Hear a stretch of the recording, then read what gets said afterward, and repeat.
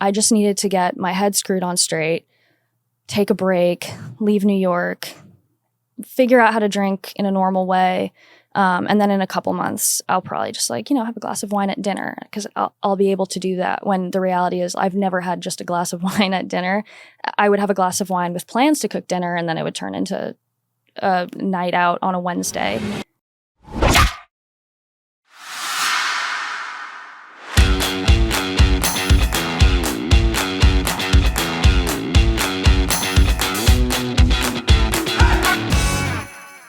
Welcome to Comeback Kid, the podcast about addiction and recovery. We are here with Emilie Wilde, a multi-talented creative force who I used to live with. Old roommates. I haven't seen in a really long time, so I'm so excited to see you. Good to see you too. It's been ages. Yeah. Do you miss our old spot? No, but I miss... No, because we had those like frat neighbors. That's it was right. like the Lower East Side when the Lower East Side was getting bad. We had some interesting roommates. Yeah, oh man, I miss her. I miss you and I miss her. And if I could do it all over again, I would. Yeah. But yeah, no.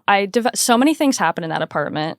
I developed neck cramps from the frats next door. Or those finance bros screaming, "Fuck you, Emilie!" Because I asked them to remember when I was like, I have to wake up at 4 a.m. I remember that. And they were like chanting. Oh, that was terrible. Which is crazy because I was also drinking, but they just did it very differently from me. Super differently. Yeah. And that was also the apartment where I I think I took an edible, or I smoked too much weed because I had really bad cramps. And then I went to the Duane Reade, and remember I freaked out. At the Duane Reade, it just all hit me at once because I went to get Advil after taking 2 edibles, and you had to show up, and I was on the ground, and the manager at the Duane Reade was just you need to get your friend. And I was like, please let me lay here. She's like, you can't lay here. This is you're in line at Duane Reade. I fully remember that, yeah. And you took that picture, and it's awesome. Of you on the floor? Yeah, it's my favorite Why picture. was I taking a picture? Because it was so funny. I'm glad you awesome. think that in retrospect. Yeah, that was the apartment that I was first getting sober in. Yeah, I remember that too. Yeah. You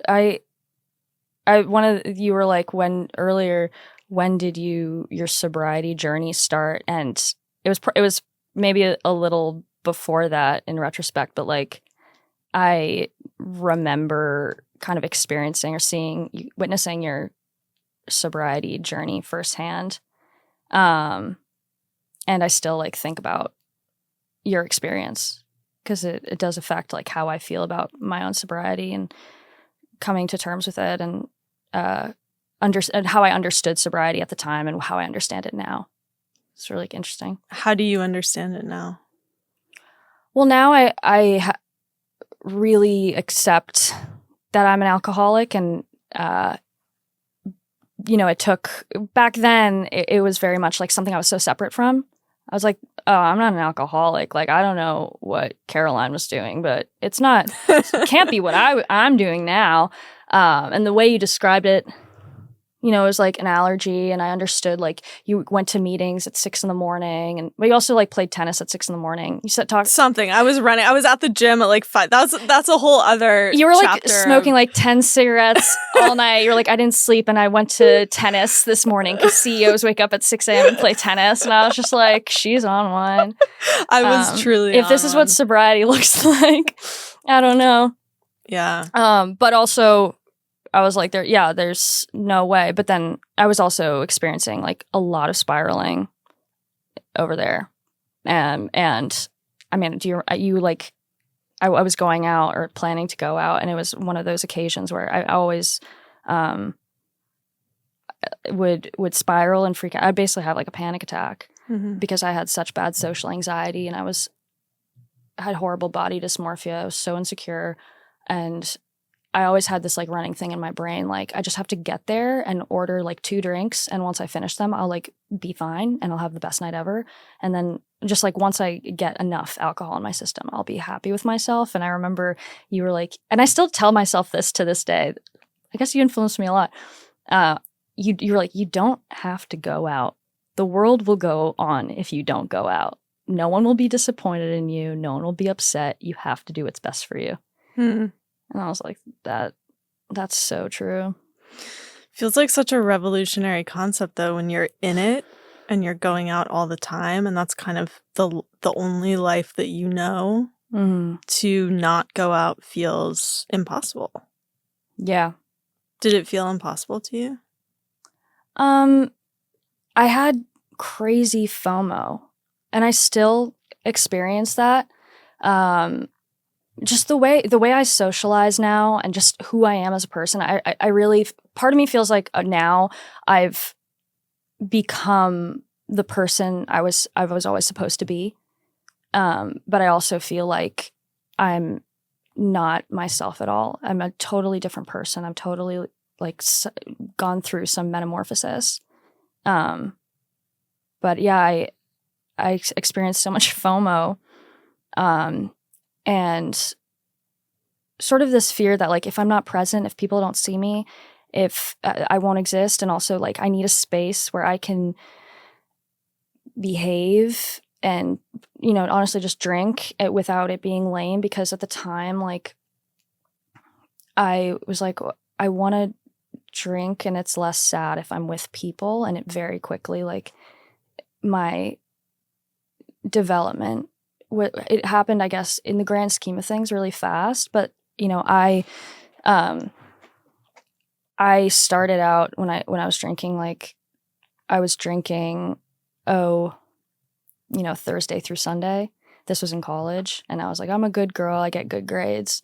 And then it quickly, like every time I figured out like what I could get away with, it got a little bit worse, or the rules started to be a little bit more flexible.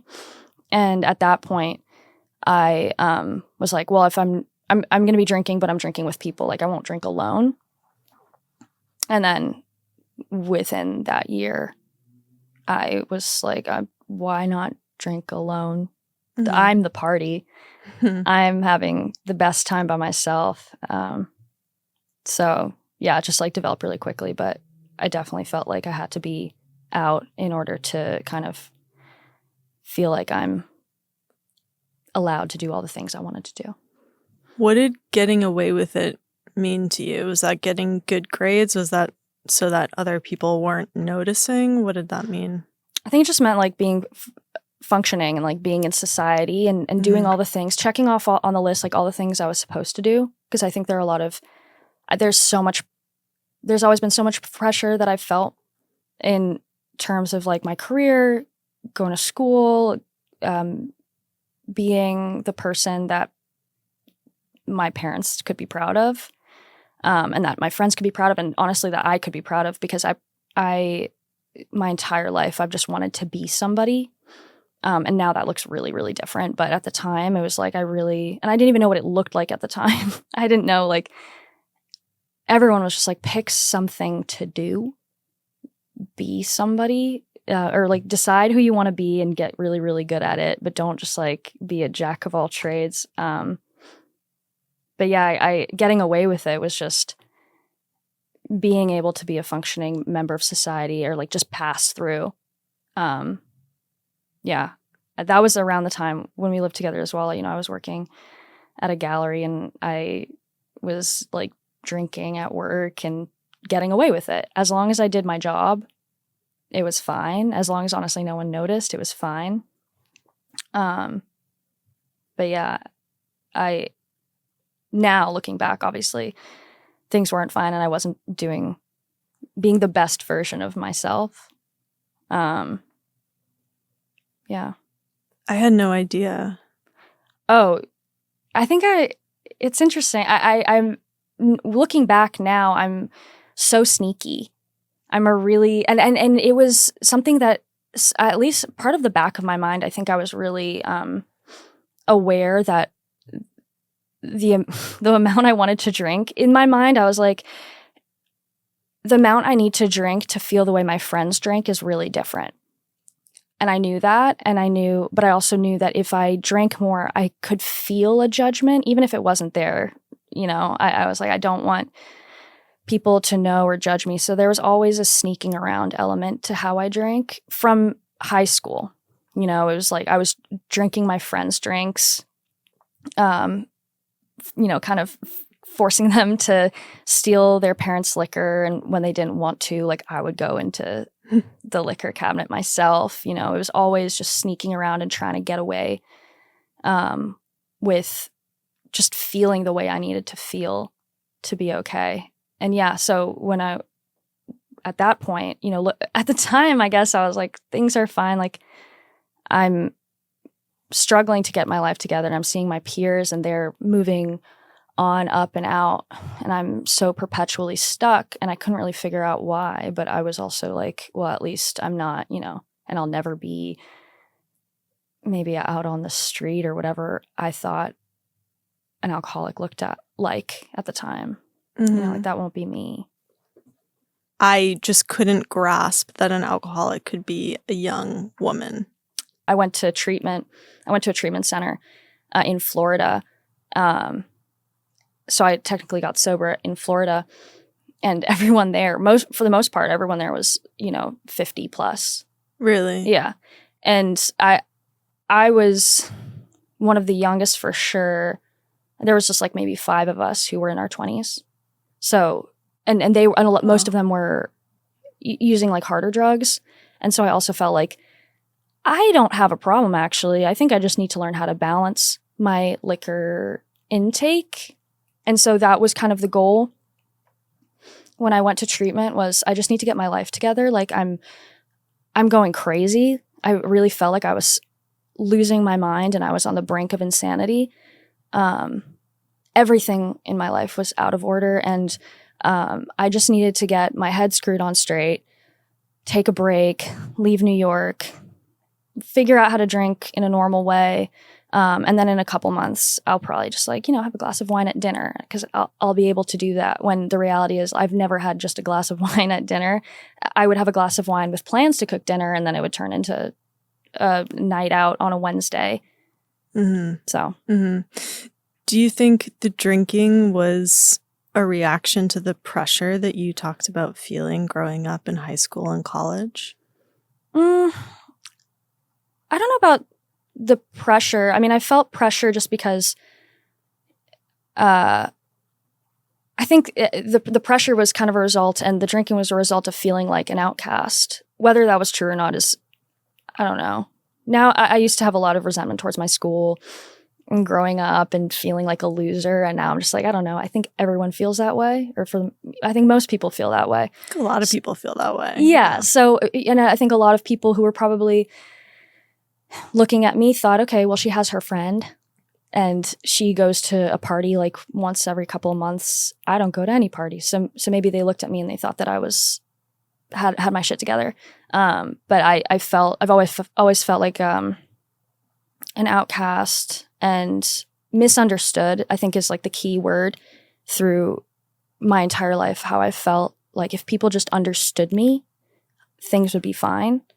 So yeah, the drinking was sort of a way for, I felt like suddenly I could express myself in a way where I felt like people understood me. Oh, I'm funny, I'm outgoing. Like, I actually love to have conversations and talk to people, but that side of myself when I was younger usually just came out at home, where I felt like I could express myself, and at school and with friends, I was very shy. So how do you feel understood now in sobriety? That's, I mean, I think I just have a better way of expressing myself now and a more honest approach, because I think I also, it's sobriety. I think it's also age and an experience, and sobriety comes with a lot of beautiful things and a lot of resources. And I think talking to people is something that and talking about my feelings is something that I'd never really done in an honest way before. Growing up, talking about my feelings was a way for people to trust me so that I could befriend them, or it was sort of a manipulation tactic. If I could talk about my feelings, and this person will like me, so I'll just give them enough. And now obviously that looks really different. But yeah, I feel like I'm able to express myself and just be the person I want to be. I have the ability to follow through with things in a way that I never, there's so few projects I actually followed through. I couldn't keep a job for very long, not because I got fired, thank God, but like I just got bored, or I thought like, what am I doing here? I had a lot of, I couldn't handle stress the way I can now. I couldn't handle pressure. And now I feel like I have the wherewithal to just commit to things and also problem solve. Even this morning I had a very stressful work issue that, I woke up with a jolt, and by 10 a.m. it was solved, and which is great. But I know that even if it weren't solved, I would be able to figure it out, or I would be able to handle the disappointment or the fear. But I'm also just able to be calm, accept what's happening, and just solve it. Whereas in the past, I would just totally spiral. I'd be angry. I'd just let my emotions get away with me. And yeah. And same with like committing to projects.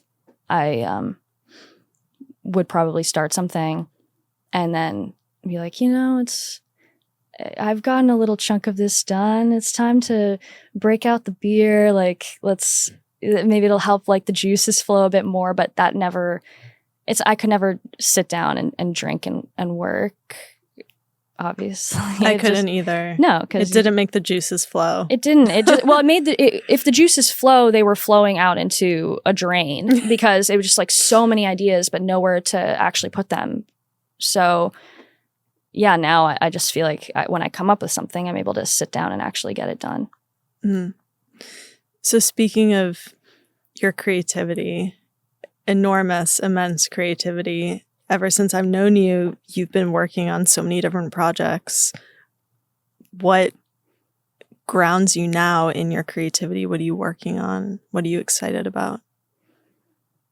I was trying to think back to like what I was working on when we knew each other, because a huge part of me feels like, and this is something that I'm still trying to get over, is feeling like I screwed my life up and I'm building it back up again.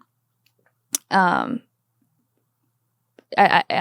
compare myself a lot to my peers, and I feel like, if I weren't spiraling constantly and just like wasting my life away in my early 20s, like maybe I would be somewhere, create something that's substantial. And now I've just been like catching up for the last 4 years. So I was thinking, like, what did I do back then? I was styling a lot and doing some art direction.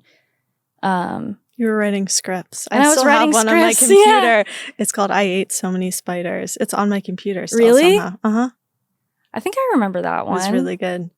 I think I wrote actually maybe more back then. That's funny. Yeah, I was writing scripts. Well, I was very directionless, I think, but I had a lot built up, and it was just pouring out, like I said, but it was pouring into a drain, but I was really directionless. And now a friend, when I was like 23, he's a little older, told me, you could do anything and be really good at it, but you have to pick something. You can't just sort of make a bunch of stuff and hope something sticks and hope that success comes. And at the time I was like, okay, I don't think that's true. Like I fundamentally disagree. And something now, not all was wasted, because I learned so much from everything I did. And now I think like, okay, jack of all trades. If you ask me to do something, I can probably do it from start to finish. But but yeah, now I decided to focus on something, and it was really hard. The first year of sobriety was, it's a shit show. Like, you're just trying to figure yourself out in every way, socially, career-wise, relationships, everything. But the one thing I've always loved to do that I never gave myself the right to do was direct and photograph. But when I moved to LA, I think like a year into my sobriety, which is, a lot of people would say, is a no-no. But I moved here and I was like, I'm going to be an actress. I always wanted to do that. I've never given it a shot. But I think what I was really looking for was just a fresh start with this, and just discover who I was in a different setting. And I just started to allow myself to call myself a photographer and actually give it a real go. And I've been super, super blessed to all the people who let me take pictures of them, everyone who's given me an opportunity. And I think, I'm just letting things happen. So that's where I'm at now. But I feel like it took a long time to come there, to arrive there. Yeah. I feel like there's definitely something to be said for that grief of lost time. I know I felt that, where my mental health has been so jumbled at times that I've been doing things that I haven't been present for. You know, I was basically not present for all of college. Yeah. And I felt a lot of sadness and grief over just missing so much because I was just not there. Yeah. College felt like, I have regrets. And my greatest one, I think, is not taking advantage of college the way people should, or that I wish I did. I went to a really good school and had so many opportunities to just take advantage of literally the camera equipment, everything, and just make whatever I wanted. But I was so caught up in a different world and was just really, I just didn't know what I wanted to do. I think, honestly, college, you're way too young to even make a decision on your career. Yeah. So I don't know if that would be any different if I weren't drinking, but yeah, it definitely didn't help. And also just the mental issues and not going to therapy for so long. And yeah, by the time I graduated, I was super lost. And then even now I look at all the people I graduate with, and unfortunately, because I went to a great school, a lot of people that I went to school with are super successful, and I feel like it's kind of in my face every single day, and it's hard not to obsess over that and obsess over the fact that I know these people worked their asses off and maybe just did things differently, and I really wish that I had the same mindset, but I was just really sick. So a lot has been lost from your addiction, my addiction. What do you think, in what ways is your addiction a superpower? Because there's the flip side of, but so much has been gained. Oh, yeah. I think, I don't know about addiction as a superpower, but I think that the benefits of, it's such a blessing to be an addict, because if you are lucky enough to recover, the resources and the people that you meet are so amazing.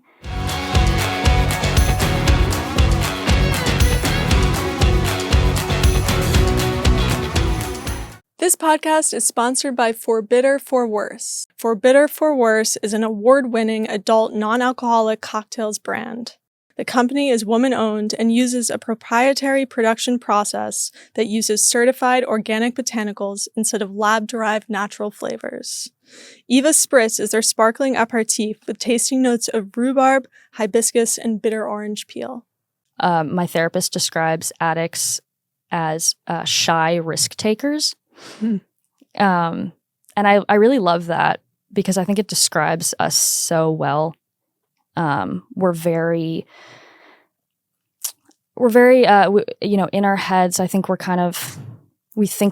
big thinkers. We're very sensitive. And we're also, I don't know, very exciting people. We take a lot of risks. I think that's beautiful. I have so much in common with addicts, and I think it's just like a kind of person has a very interesting perception of life. Thoughtful, yeah. What motivates you now in your sobriety? Just this is so sick and twisted. My career, a lot of it, but also the newfound relationship that I have with my family and my friends. I'm a much better friend than I could ever hope to be, and I still have so much work to do in that regard. But I'm really proud of the friend that I've become. And it probably in ways that I don't even recognize, but I really like that I'm actually present and not just, trying to get the ball rolling. Like, oh, you want to hang out? Oh, you only want to have one drink? That's bullshit. Like, let's do something tonight. And I was never actually there. I was always somewhere else, and some for selfish reasons and others just so on another planet. And also, yeah, the person that I've discovered within myself, like I wouldn't want to lose her again. I had an accidental relapse a couple months ago. I took a mislabeled CBD, or it was actually properly labeled. I'm bad at reading, and it had, I think I took like 10 milligrams of THC, and it was my boyfriend's birthday. Oh my God. And we were at dinner, and I could feel, I was like, something doesn't feel great.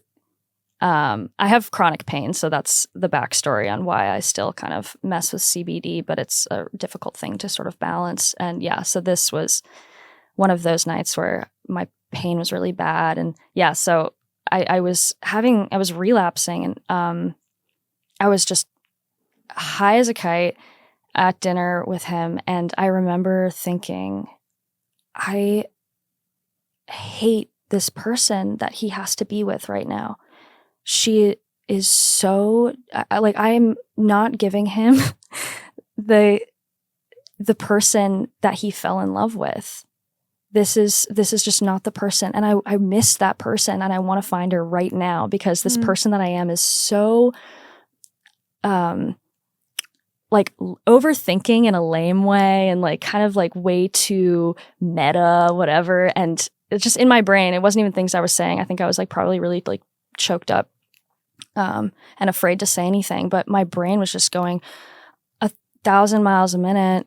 And yeah, I was really missing the person that I was, and wanted to be that person with him in that special moment. But then the sober part of me was still there, or the person that I've become was still there. And I was just honest. I was just like, hey, I have to tell you, like right now, like I think I'm really, really high, and I am so sorry. And I don't know how this happened, and I'm really scared, and I just need support right now, which is something that 5 years ago, well, for 5 years ago, I'd be totally fine. I'd be chilling.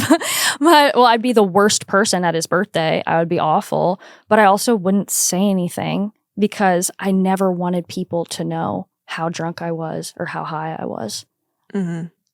Like it feels like your own little sick secret to be like, I'm acting so normal and so chill, and you just think this is who I am. Yeah. Well, it feels like, for me, it felt like maybe ironically, one of the only things I had control over. Yeah. You know? Yeah. It does. It feels like, something that you can hide away for yourself, and no one really knows what is actually going on. I used to like hide wine bottles under my bed when I visited my parents. They're wine drinkers, so that was my option. Yeah, me too. Yeah, and it just felt like the person that I am, like, oh, you're enjoying her so much. Little do you know, I'm also having a blast in my brain. So yeah, it's weird. But so anyways, that kind of made me realize I'm very grateful for that relapse, because I wrote it all down, talked to my sponsor about it, and it was like, I actually love who I am now. And I always have like, I get relapse dreams pretty occasionally when I'm really depressed. And, you know, it's hard sometimes to hang out, you know, with people who are drinking, right? And feeling super left out and just feeling like, well, I wish I were more fun, because I still struggle socially sometimes and I'm very critical of myself. And so very often I'm like, maybe I really miss having something to just smooth me over and just make me normal. But in that moment, I was like, I would give anything to be awkward right now, as long as I'm just myself. So that was a pretty cool experience in the end. It's beautiful. I guess so. Yeah. But tough. I was hosting a party for the magazine in New York, and I had just poured myself a glass of water, and, you know, there's like a bottle of gin on the table and or tequila, and there was another, like a bunch of glasses on the table, and I grabbed what I thought was mine, and it was tequila, and I just spat it out. No. And I looked at Leah and I was like, I just put tequila in my mouth. And dude, she's like, oh my God, are you okay? And I was like, yeah, I just drank some water and, you know, flushed it out. But that shit's scary. Yeah. The honesty of it, though, is kind of astounding, because that's something like I wouldn't categorize myself as a liar necessarily, but it's the sneakiness. And in those moments, because actually something similar happened to me when I was out at dinner a couple months ago as well, where I ordered a seltzer, and it was a vodka seltzer. Oh. Was it it was a vodka seltzer. And I took a sip, and immediately, like, I was like, oh my God, that's a seltzer. Handed it back to my boyfriend, or that's a vodka, and handed it to my boyfriend. I was like, can you sip this and tell me? And then in my head, like 2 seconds later, I was like, why did you tell him that? Like, you could have gotten away with that. Which, it's funny, it didn't happen for the THC, but yeah, for the vodka, just because in that moment, like, my tolerance is probably to the floor, and it just like shot right up to my head, and I was like, oh my God. Yes, I wish I didn't tell the truth in that moment, but I think it's like that gut impulse that I'm so grateful for, and that's the higher power. Or maybe that's just who I am now, but it's really a 180-degree turn, which is awesome. What would you say to Emilie at 1 year sober in that first year? Oh. What would you say to her now? Oh, first I'd say you are so awesome exactly as you are, and you're not weird. I mean, you're weird, but in a good way. But people don't hate you. And then I'd say, dude, it's gonna get so much better and also so much worse, and it's gonna be really hard. But you're actually super, super, super capable of this. And you're not actually gonna want the life that you used to have. It's gonna be so much worse than the life you have now. But mostly, I'd probably just give her a hug and be like, you know, get out of your boyfriend's house, move to LA now. Yeah, because I when I got sober, within 3 months I was dating someone, and he's a nice person. I have nothing bad to say, but it was really difficult for me to hang out with people who were drinking normally and socialize with them. And it was also the pandemic. Right. So it was just like a really weird time, and it made me really, really confused about who I was. On already, like, you're 3 months sober, you don't know who you are, you're a newborn baby. And then to be like, just be put in the pandemic, no job, new boyfriend, new group of people you're hanging out with, and they're all drinkers. I thought I was like, I can't do this. I'm a freak. It's just really hard to reconstruct who you can be. It's really hard to do that when the normal around you is people drinking. And it's so hard to make friends as an adult already. It's so hard. Nobody talks about it. It's really hard. Well, it's hard because especially when you are such a self-conscious, I guess everyone's really self-conscious, but I see some people who like make friends every weekend, and that's not me. But I've been trying to I've been making some efforts actually just like recently, like in the last couple of months, where when someone says, we should get a coffee, and I actually want to get a coffee with them, I'm like, yeah, how's Thursday? And they're like, and so I feel really bad, but I really want to be that person, because if you don't make plans, it just isn't going to happen. But yeah, I think that it's all kind of new still, that social aspect, because I was really a hermit for a long time. My feelings on myself have changed so much, and I still feel so insecure talking to people. Like I'll go have a really great coffee with someone, and then I'll go home and really fixate on like one thing I said wrong, or feeling like they really didn't like me and I talked about myself too much. And it's hard to get over that, especially when you also just think you're right all the time. I relate to that. Totally. Like, obviously you don't like me. I know. I'm very good at analyzing people. Totally. Yeah. Totally. Well, there are 2 more questions. Go for it. The first is, how can we support you? Where can we find you? On Instagram, website? Yeah. You could go on my website. I don't know if you'll like it, but my Instagram is kind of where I post all my work. And I know what the last question is. Is it, how are you a comeback kid? Indeed. I remember. Don't look. Sorry. Well, it's kind of related to it. The reason I mention it is because, you can find me on Instagram. You can go to my website, which is, my name is Emilie. A lot of people think it's Riley.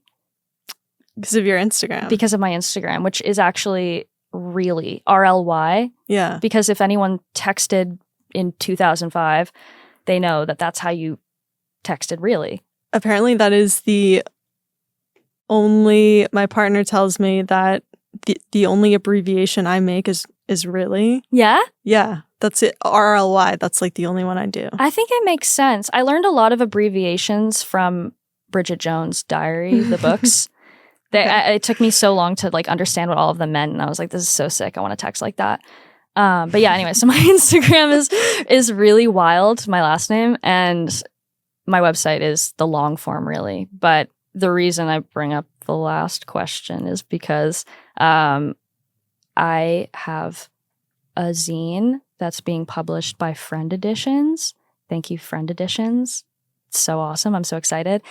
And it will be at the New York Art Book Fair, which probably by the time this is out will be long past. But that is such a comeback story, because the last time I was at the New York Art Book Fair, I was so drunk.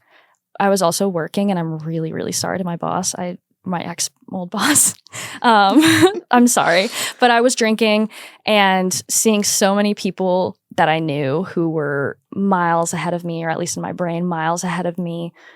And I felt like a huge loser. And this feels like a little personal win for me. Now I have a little book of my work that's out there. So that's really cool to me. Emilie, you're so cool. Thanks. I love you. You're cool too. I love you. It's great to see you. It's good to see you too. Thank you for doing this. Thanks. Thanks for having me. Thanks for letting me talk. Yeah. Thank you for sharing everything you did. And I can't wait to see the zine.